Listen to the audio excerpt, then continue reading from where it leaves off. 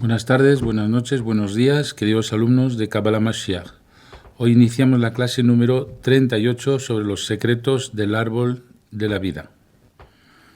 Hoy es 19 de marzo de 2024 y seguimos con estas clases que son bastante peculiares, pues están mucho basados en el Ruach HaKodesh. Bien, os doy la palabra y luego ya os contaré la clase de hoy. Adelante.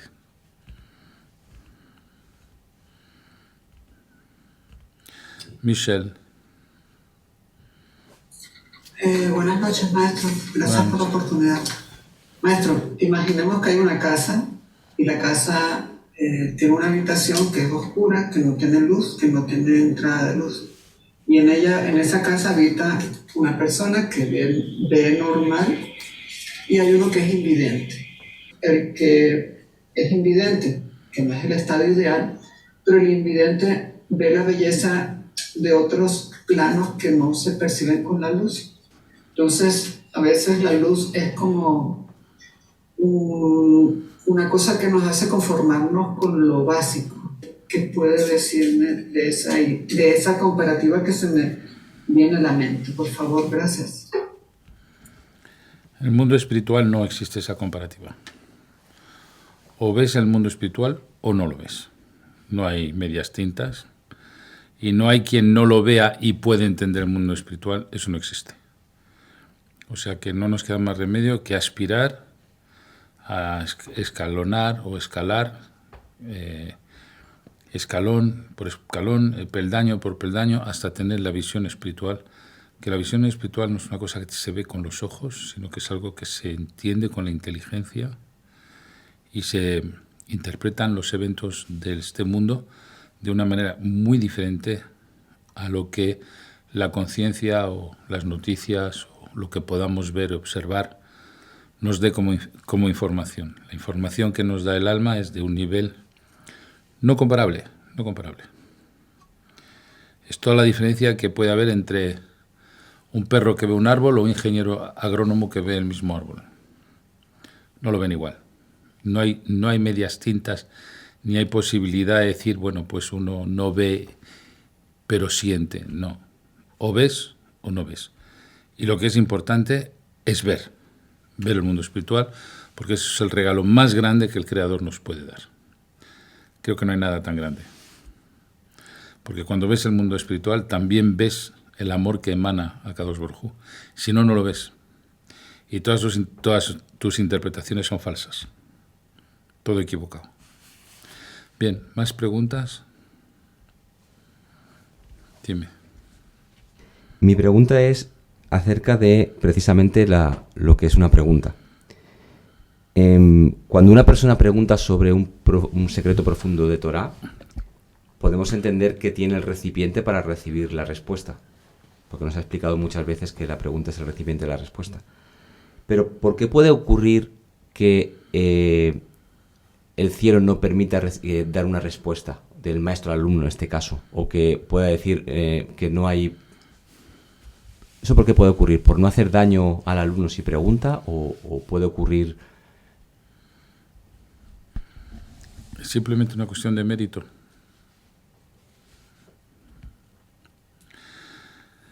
Mira, una persona que tiene mérito va a asistir a un Shabbat con un maestro, un rabino, alguien que da muy buenas respuestas. Va a estar en la Seudah Shlishit en el momento en donde el alma puede acceder a los niveles más altos.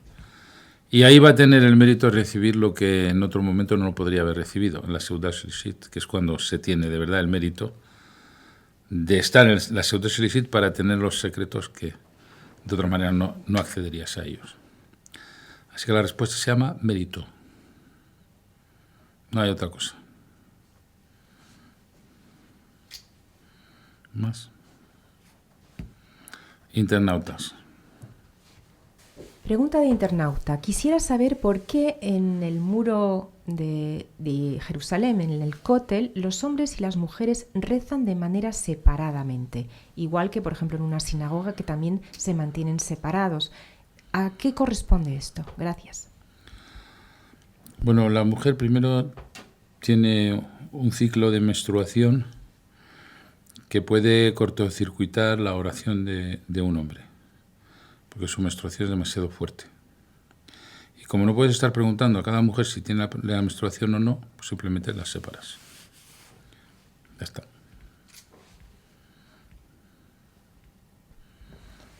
Según la Cábala, ¿cuál sería la mejor manera de afrontar un conflicto bélico? Lo mejor es evitándolo, pero una vez que ya se ha dado el conflicto, ¿cuál sería la manera más justa de solucionarlo? Muchas gracias. Bueno, primero hay que saber qué es un conflicto bélico, hay que definir qué es eso. El conflicto bélico es el resultante de haber creado ángeles de guerra que se alimentan de la violencia de esa guerra, del dolor de esa guerra, del sufrimiento de esa guerra y de las muertes de esa guerra. Son ángeles muy, muy negativos. Entonces, ahora la pregunta viene, ¿quién ha causado la existencia de esos ángeles? Igual que en una amistad, la amistad ¿qué es? Pues es un mecanismo según el cual se ha creado un ángel de amistad que se alimenta de esa amistad y que siempre quiere juntar esas dos personas porque la energía de amistad le da su alimento a ese ángel. Lo mismo ocurre en el amor, lo mismo ocurre en los negocios. Cuando hay buenos negocios entre dos personas, porque hay un ángel de negocios que se alimenta de los buenos resultados de ese negocio. Y cuando hay conflicto entre hombre o mujer o entre dos personas, es porque hay un ángel de conflicto. Ahora viene la historia. El ángel de la guerra ya fue creado y se está alimentando de esa guerra. Y si la guerra se para, ese ángel va a morir de hambre. Luego hará de todo para que la guerra siga.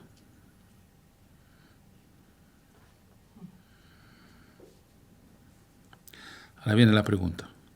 Entonces, ¿qué hacemos? Pues no podemos parar ese ángel. Primero, porque es una energía. Segundo, no tenemos la fuerza de parar un ángel de guerra. La única manera es transformarle en un ángel de paz. O sea, hay que cambiarle la polaridad. Y habréis estudiado conmigo los secretos de la Ketoret, que transforma a los ángeles acusadores en ángeles defensores. Bueno, pues están las meditaciones sobre la Ketoret, el trabajo que podemos hacer sobre la Ketoret. Y hay trabajos muy profundos sobre la Ketoret, porque la Ketoret también esconde Shemot y Judim, claves muy potentes. Y habría que entrar en lo más profundo de esas claves para poder convencer al ángel de guerra en transformarse en un ángel de paz y cambiarle la polaridad. Nosotros el mal no lo sabemos vencer, le podemos convertir de mal en bien, de acusador en defensor, de alimentarse de dolor a alimentarse de amor. Eso es todo. Fin de la explicación.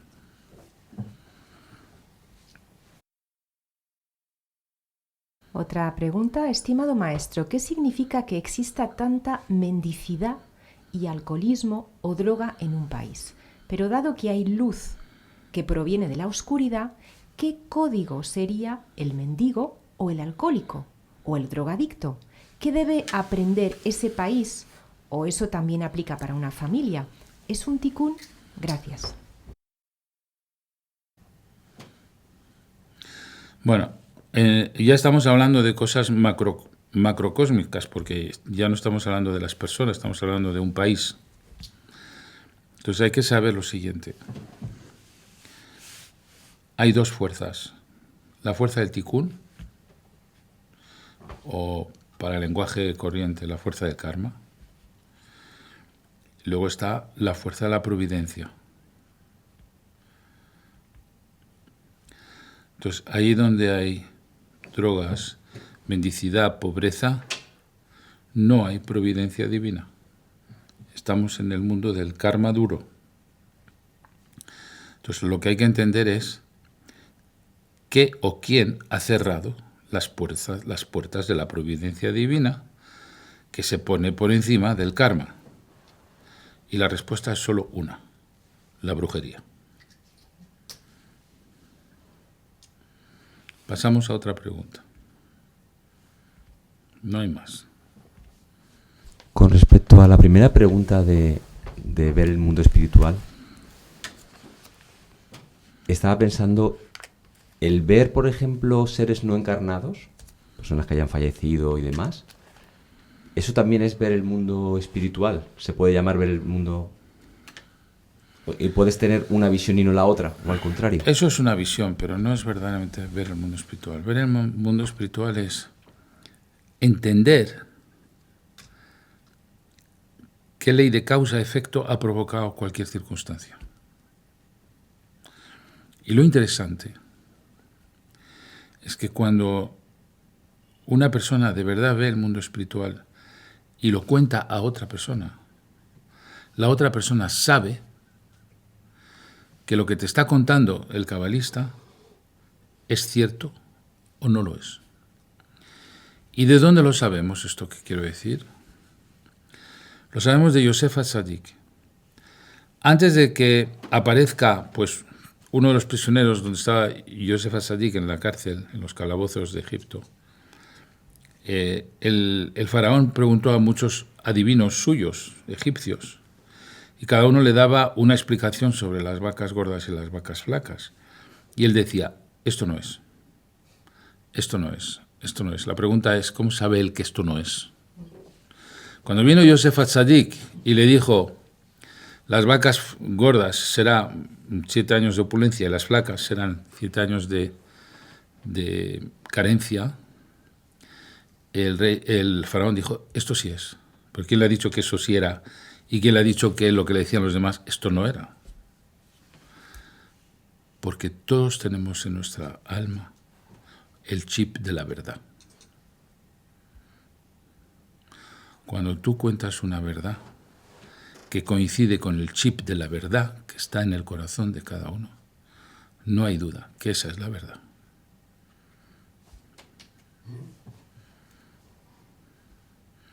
No hace falta muchas más pruebas.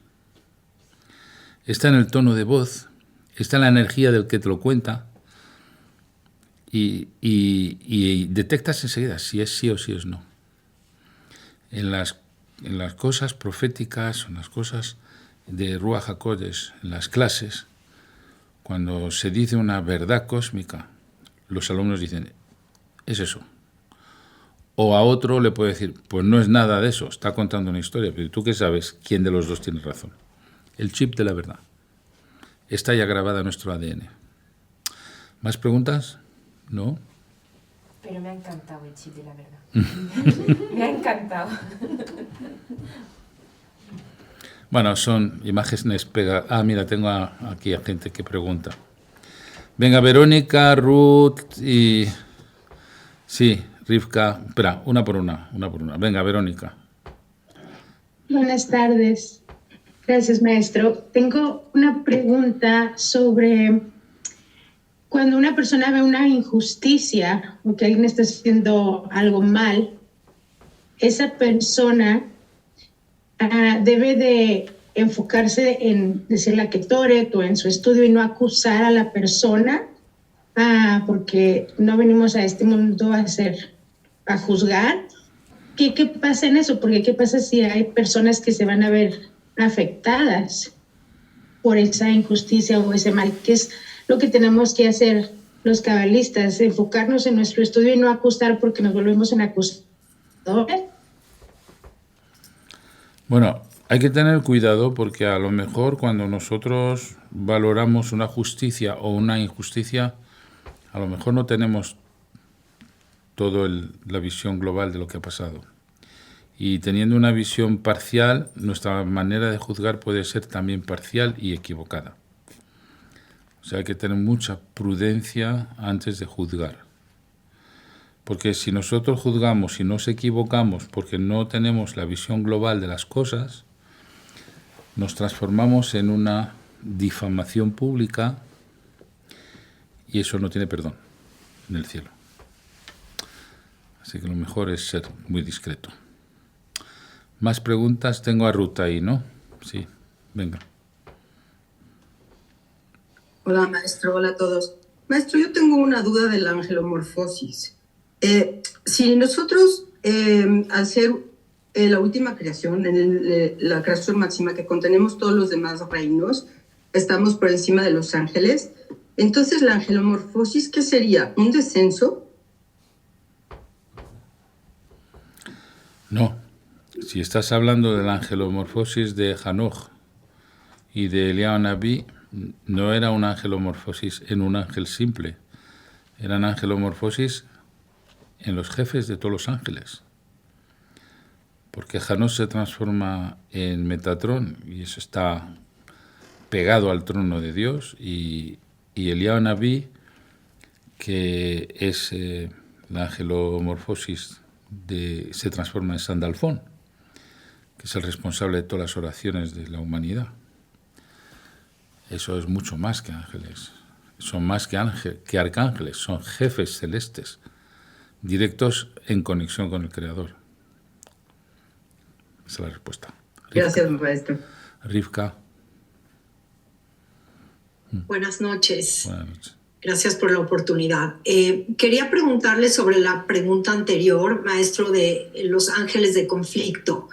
Cuando hay un conflicto que no es necesariamente algo macro, sino algo micro, un conflicto entre dos personas, ya sea en el ámbito laboral o en el ámbito personal, la manera de transformar ese conflicto, porque hablábamos que eran ángeles, es a través de la Ketoret, ¿o cómo lo podemos transformar? Es una de las maneras y bastante poderosa.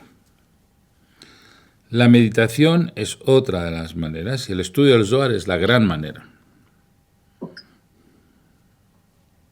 Gracias. ¿Ya? La lectura del Salmo. Bueno, sí, Salmos puede apaciguar, pero transformar una energía de negativo en positivo, hace falta algo. Salmo 29, nos habías dicho. Sí, el Salmo 29 puede frenar un conflicto, pero transformarlo en amor es otra historia. Bien, vamos a dar la clase número 38 sobre los secretos del árbol de la vida. Aquí voy a hablar de Malhut, que es la última sefirá del árbol de la vida, y hay que saber que Malhut tiene una luz interior. El nombre de Dios que le corresponde es de valor 52, Yud Vav Dalet He He Vav Vav He He. Y esa luz interior de Malhut puede sorprender, porque tiene un potencial capaz de alcanzar a Tikyomin por encima de Keter. Y eso es lo que vamos a estudiar hoy. ¿De qué estamos hablando? ¿Cómo la sefirá que solo puede recibir? ¿Cómo la sefirá que es la más oscura de todas? La que menos luz tiene. ¿Cómo de esa sefirá se puede llegar a subir por encima de Keter? ¿Dónde está ese potencial que tiene Malhut? De esto no hemos hablado nunca. Y precisamente, antes de explicar ese potencial, quiero que sepáis que es la razón por la cual las almas están motivadas a bajar a este mundo, a pesar de que este mundo está repleto de demonios y de mal. ¿Pero qué es lo que las motiva a bajar? El potencial que tiene Malhut de subir por encima de Keter. Y viene la pregunta. ¿Cuál es este potencial de Malhut? Este mundo que en principio solo está destinado a recibir de las otras sefirot.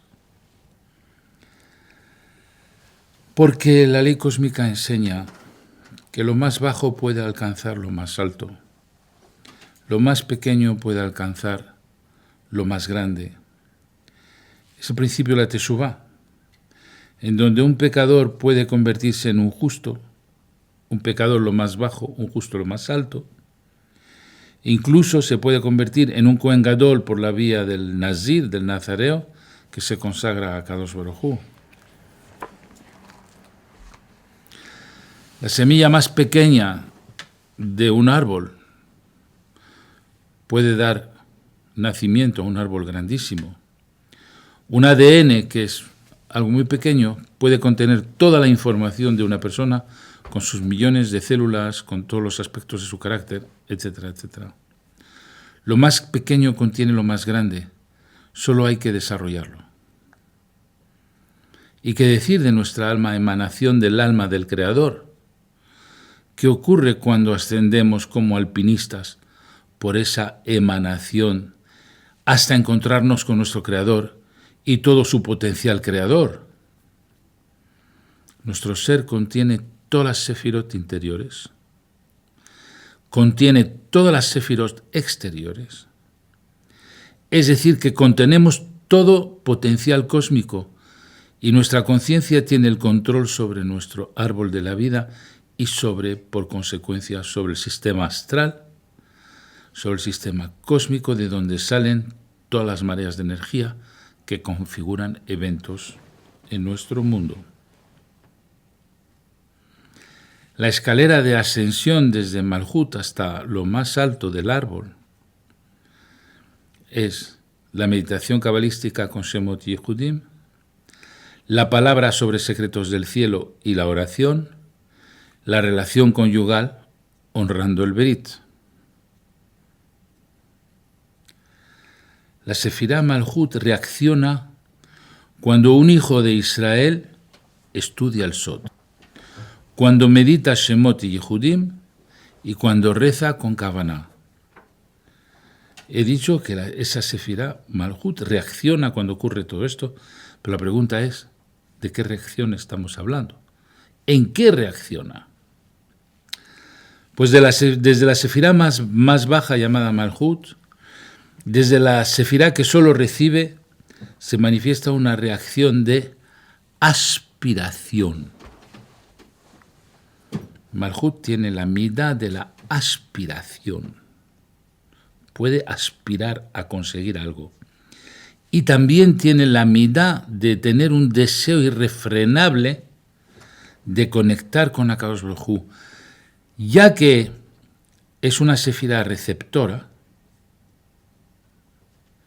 Esa sefirá puede manifestar un deseo irrefrenable y una aspiración irrefrenable de conectar con el mundo divino. La aspiración es tan fuerte que se convierte en un imán de luz irrefrenable de las luces de todas las sefirot que emanan aspectos dadores hacia Yesod, las cuales luego alimentarán Malhut. Y aquí acabamos de ver algo muy importante en Malhut. Se llama el deseo.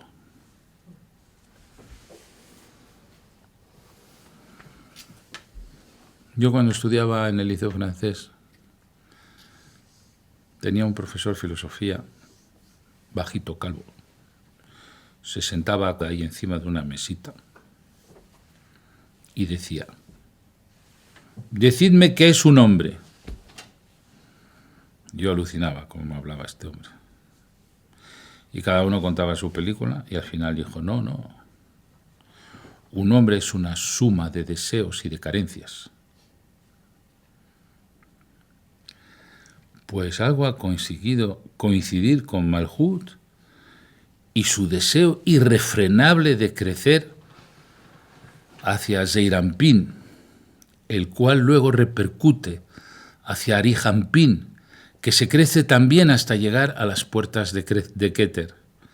Pero solo el inmenso deseo del Mashiach ben David puede rivalizar con todos los deseos de los Tzadikim hasta abrir Keter desde Malhut.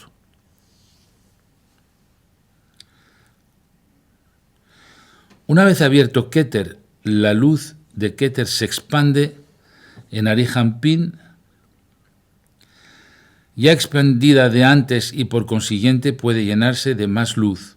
Lo mismo ocurre con Zeirampin, que lo vuelca todo a Malhut. Así es como el mundo se llena de luz.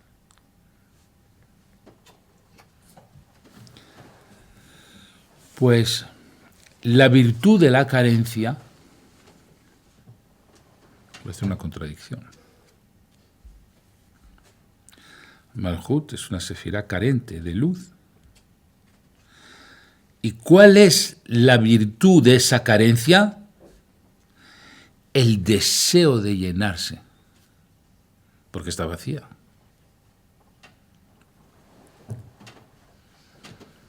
A mí me dijeron aquí en España, había un dicho que decía, qué bueno está esta comida, y con hambre más. Porque cuando el estómago está vacío, el deseo de comer es muy fuerte. Pues la virtud de esa carencia es ese deseo de llenarse. Pero es que ese deseo de llenarse puede ser tan fuerte que genera una aspiración de abajo arriba. Empieza a subir hacia Yesod, hacia Tiferet y hacia Keter.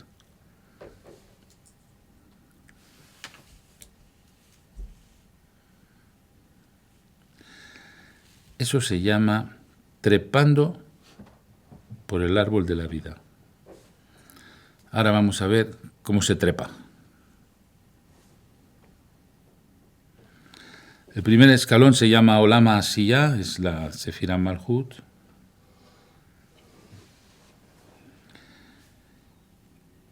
Se trepa meditando con tu guía espiritual. Y cuando has conectado con tu guía espiritual, contando las experiencias que has vivido con tu guía espiritual. El segundo escalón se llama Olama Yetzirah.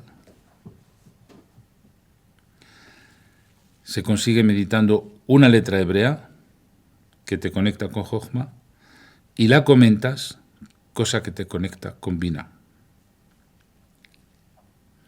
Tercer escalón, trepando y escalando, se llama Olama Atzilut. Meditas los nombres de 72 nombres, se llama Jochma, y lo comentas, se llama Binah.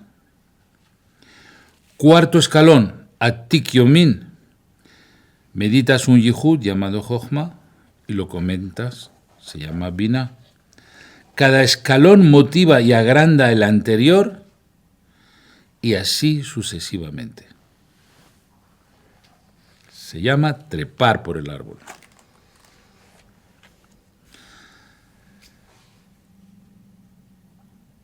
Quinto escalón. Ya habíamos subido 4 escalones. Olama Asiyah, Olama Yetzirah, Olama Atzilut, Olama Beria, Olama Atzilut, y ahora viene abrir Keter. Ese es el quinto escalón. Keter alimenta todo el árbol de la vida y es Ehyeh abierto 2 veces, que suman 41 letras, igual que la unión de Ehyeh con Yinon, que son 22 más 19 igual 21, igual 41, cosa que ya sabéis, 22 más 19 igual 41. Pero Keter se nutre de Ein Sof, que era el nivel que tenía Adán antes del pecado. ¿Qué nivel era ese? Pues hay que saber que muchas almas que integraban el alma de Adán se despegaron de Adán antes del pecado. Y entendemos como pecado el haber bajado de nivel espiritual, que antes veía el mundo espiritual y después del pecado dejó de ver el mundo espiritual. Esas almas que salieron de Adán antes del pecado fueron las almas que Dios encarnó en este mundo para ser los guías de todas las generaciones. Se encargan todas en el Mashiach ben David para darle la santidad necesaria para su yejidá con Akadosh Baruj Hu. Se encarnan todas en el Mashiach. Todas se entran en el Mashiach. Ahora, hay algo muy interesante en esto. Este mundo que parece un mundo de dolor, de caos, de guerras, de todo lo que tú quieras, tiene un atractivo. Es ese poder de aspiración que permite trepar hacia arriba. Yo nunca entendí cómo un salmón podía nadar contra la corriente del río y la corriente de los mares y todas las corrientes. Eso es Malhut, eso somos nosotros. Somos seres vacíos, somos gente con muchísimas carencias, como todo ser humano. Somos gente que tiene muchas necesidades de todo, pero al mismo tiempo somos gente que anhela llenar ese vacío. Bueno, pues ese anhelo de llenar ese vacío son la capa de Superman que nos hace subir de Sefirá en Sefirá hasta Keter y más arriba. Eso es lo que nos transforma en grandes alpinistas.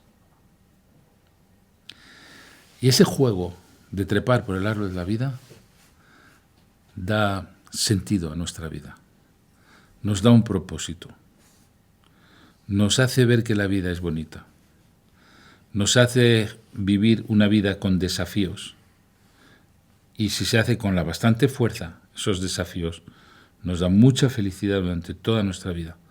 Ahora hay que ser grandes alpinistas para subir desde Malhut hasta Keter, pero da mucho gustito. Por eso las almas quieren bajar a este mundo. Fin de la clase de hoy, número 38. Volvemos a las preguntas.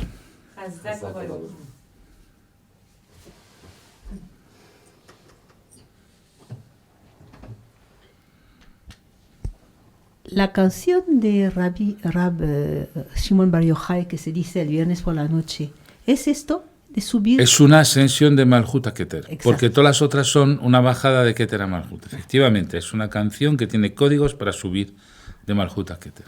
Es subir en escaleras. ¿Ya? Dime. Sí, lo que nos ha comentado de lo que es el deseo y lo bonito que es también esa subida por ese deseo, por ese logro, que nos asegura que luego cuando pues llega la redención y no volvamos a caer otra vez,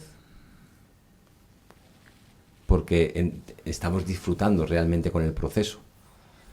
Me ha venido a la mente cuando en clases anteriores explicaba que los sufrimientos de este mundo son lo que también hace que luego, digamos, no queramos. ¿Tuviste las películas de Rambo? El Rambo que está perseguido por todo un ejército y está en la selva de Vietnam y hay un puente. Y para que no le cojan, una vez que ha cruzado el puente, ¿qué hace? Hace explosionar el puente. Pues tú, cuando te persigue el mal y has ascendido por la escalera de la espiritualidad, lo que tienes que hacer es quemar los puentes de atrás y ya no hay vuelta atrás. Y todo el que ha probado la espiritualidad ha quemado sus puentes. No hay vuelta atrás. A ver, Sandra, ¿no? ¿Has levantado la mano? No. ¿Quién me ha levantado la mano? Verónica y Luis. Vale. Verónica y aquí. Vale, Sharon. A ver, Verónica. Maestro, usted nos había dicho que nadie sabe de dónde viene el deseo.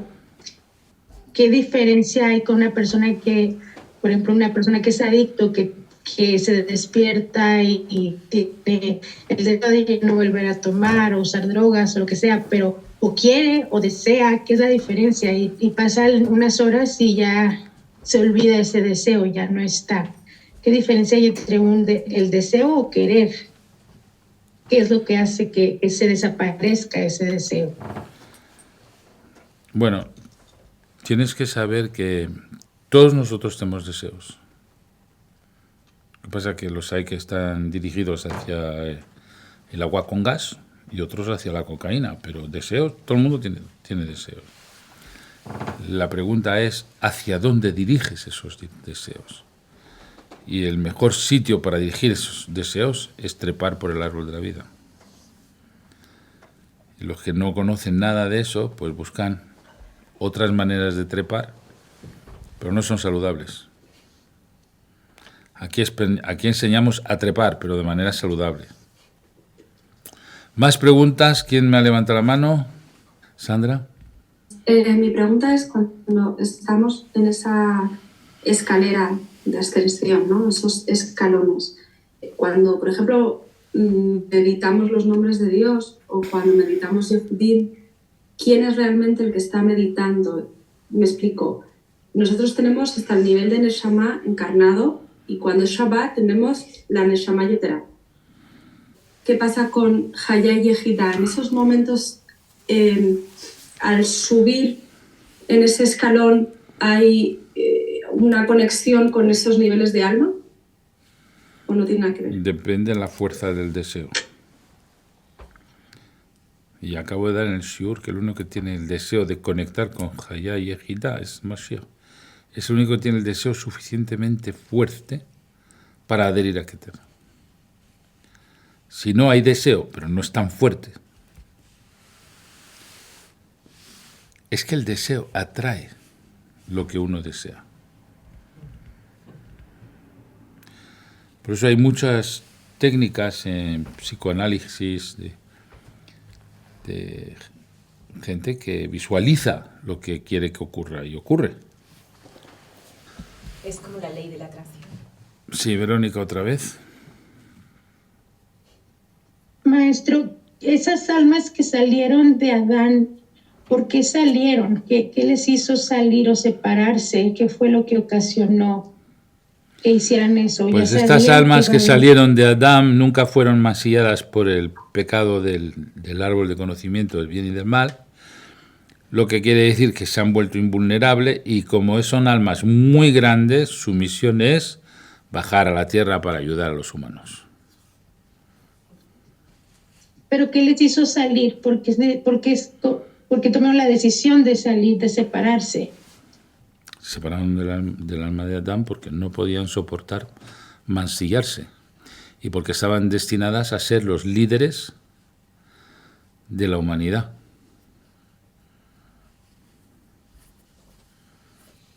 Por eso. Y para ser los líderes de la humanidad y tener un nivel de pureza suficiente para encaminar toda una humanidad, son almas que no pueden tener ninguna mancha. Por eso se cuidaron mucho de no mancharse. Cuando ya Javá empezó a acercarse al árbol del bien y del mal, se salieron. Más, sí. Sí, has dicho que el deseo era algo muy propio de Malhut, es una midá de Malhut. ¿Existe también esa midá, el deseo, cuando las almas todavía no están encarnadas y tienen el deseo de bajar a la tierra? Claro. Es el primer deseo que se manifiesta, el de bajar a la tierra. Y tiene que ser bastante fuerte, porque a Kadosh Baruj Hu les da orden de no bajar. Y bajan. Dime, Ruth. Acaba de decir, nos acaba de explicar cómo un alma que prueba la espiritualidad le cuesta dejarla atrás. Entonces, me cuesta un poco entender cómo hay almas que han renegado en algún momento de la Torá y han nacido en un cuerpo no judío precisamente por haber hecho esto. ¿Qué pasa con esas almas? Pues muy sencillo. Hay una ley cósmica que dice que para valorar una cosa que tú no valorabas, hay que perderlo. Luego vas a luchar mucho para recuperarlo. Hay almas que vienen aquí para dirigir a otros. Y hay almas que están manchadas. Entonces, esas que están manchadas no pueden progresar. Como no sea que encuentren a alguien que les ayude, pero solas ya no pueden. No se suicidan, pero se apartan de la luz. Y entonces hace falta un alma muy fuerte capaz de arrastrarlas fuera del fango donde se están hundiendo como en arenas movedizas. ¿Y quién es el tzadik guapo que es capaz de bajar a las arenas movedizas y tender la mano a esas almas feas que se están hundiendo? Alto peligro. Gracias, maestro. Vale, ya tenéis respuesta. Hacemos la pausa café. Venga. Bien, vamos a pasar a la meditación de hoy. Como sabéis, hemos estado hablando de Malhut. Este es el nombre de Yud Kei Vav Kei abierto de Malhut. Su valor es 52. Y de aquí nace ese deseo de aspirar y de crecer y de subir y trepar por las Sefirot. Este es el nombre de que trepan. Yud Vav Dalet, He, Vav Vav, He. Bien, pues pies paralelos en el suelo. Manos sobre las rodillas, palmas boca arriba. Ahora nos vamos a ver dentro de una estrella David de color oro y vamos a respirar 3 veces profundamente, creando enfrente de nosotros otra estrella David de color oro donde aparecen estas letras que vamos a ver. Así que ahora inspiramos y exhalamos 3 veces.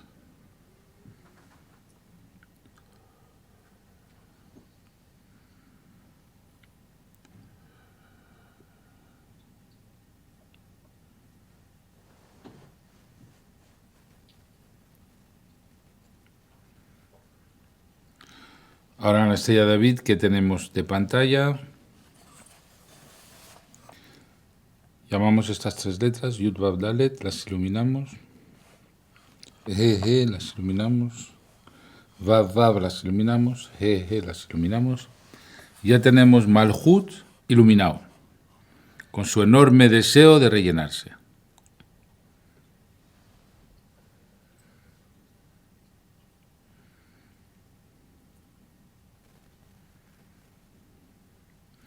Pues estas llamas salen por el pico superior de la estrella David que actúa de pantalla, está atraída por el pico superior de la estrella David donde estamos hospedados y todas estas luces van bajando en una sola luz central que penetra nuestro cráneo y se ilumina el cerebro, baja al corazón, se ilumina el corazón, baja al hígado, ilumina el hígado.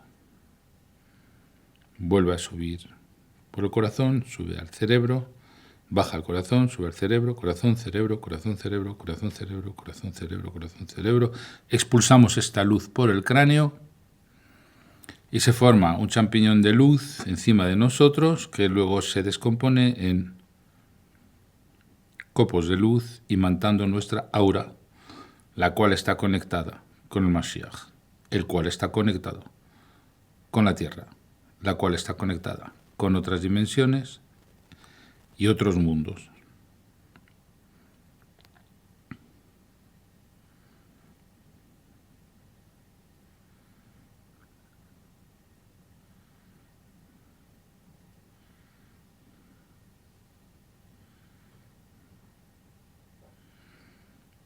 Muy bien. Ahora con esta fuerza de luz que tenemos, aspiramos para trepar por las Sefirot. La primera sefira por la que vamos a trepar es de Malhut a Yesod. Luego de Yesod a Tiferet, de Tiferet a Keter.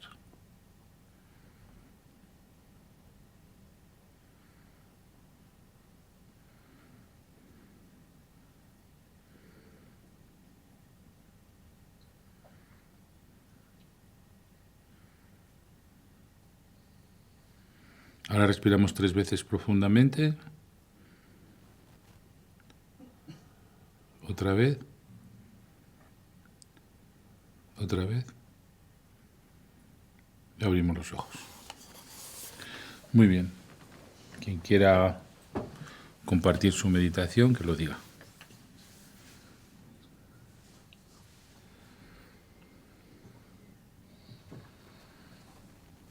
¿Ya? Sí, Verónica. Sí, maestro, yo veía como todas las personas en el mundo se iban uniendo todos con el mismo deseo. Eran muchísimas personas y todos teníamos el deseo de conectar con el mundo superior. Qué bueno. Eso es todo. Muy bien. ¿Alguien más? yo, maestro, veí un árbol muy grande y ese árbol tenía como una sombra pero luminosa. Era como el doble luminoso de ese árbol. Y de alguna forma me hacían entender que era ese trepamiento, ese ascenso que estábamos haciendo por el árbol, que nos llenaba pues de ese deseo y de más luz. Cuando meditamos primero el Malhut, sentí enseguida, con esas letras iluminadas, el Malhut iluminado como una aspiradora enorme que desatascaba todos los canales de la Sefirot para llegar hasta Keter. Entonces hacía una tracción hacia abajo, igual que si fuese una tubería. Lo vi muy claro. Muy bien. Yo... a ver, Rivka. Tenemos a Rivka aquí. Gracias, maestro. Yo lo que vi es algo impresionante. Una montaña gigante, como no me la podría haber imaginado nunca antes, llena de luz. Y literal era como que íbamos ascendiendo de una sefirá a la otra y cada vez había más luz y más luz. Y cuando llegamos a Keter, la luz era algo que nos envolvía. Nos envolvía absolutamente, una sensación que me costó mucho trabajo volver. Bueno, pues yo he conseguido trepar hasta Yesod y ahí me quedé porque me daba mucho gustito. Así que hasta la próxima clase, un cordial saludo.